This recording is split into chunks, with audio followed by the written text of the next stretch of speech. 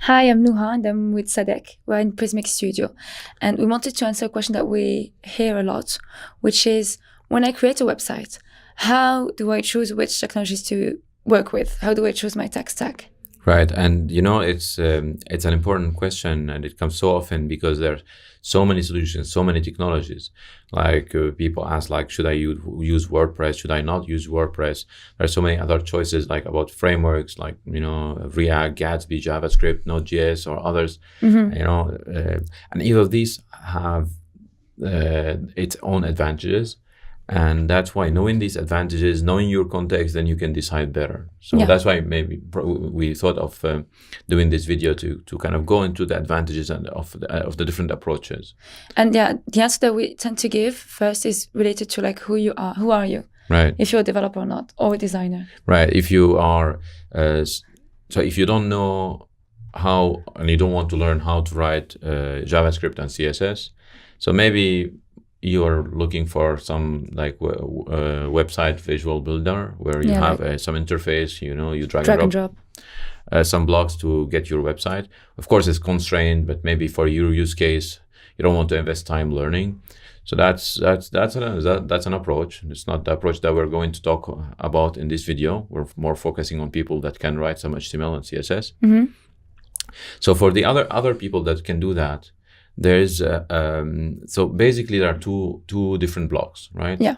There is the code or the templates that kind of render the website, and there is the content. Where does it go? Where do you host it? How do you edit it? Right? Because of course you can do a website without managing content, then you will have that as static, but you don't want to go changing your code and redeploying it each time you have to fix a typo. Yes. It's not a very good, it takes a lot of time. It's not a very productive approach. Yes. So it's better to imagine it as two different blocks. Right? Okay. One that renders and one that manages content, which has like an editor and, all the different things that you need to publish content. Okay. And then you have two choices. Either you choose a solution where you have those two blocks coupled, like WordPress, for instance, or you could use two different solutions, like have your own framework and your own CMS. Right. And then like use so these different, for instance, the traditional solutions will have these both coupled.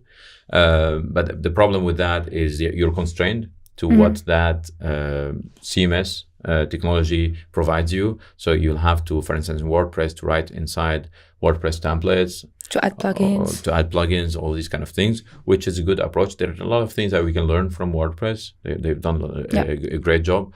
They have a huge community, but you can't choose your favorite technology or frameworks from these that are evolving a lot. The other thing is I say, okay, well, what I need the CMS for is just the publishing and the editor.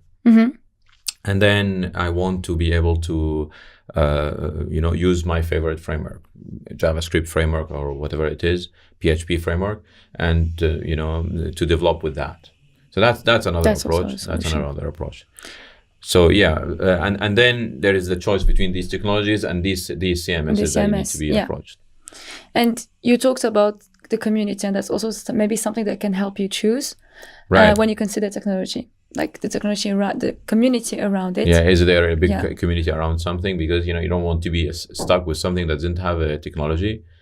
Because in case you have questions or you have issues or you're using it not in the way that they thought about it, you need to be able to have someone else that has thought of it or developed something for it or gave an answer about it. Or you can ask and you know that you're going to have like an answer really quickly. But how can you know how big the community is?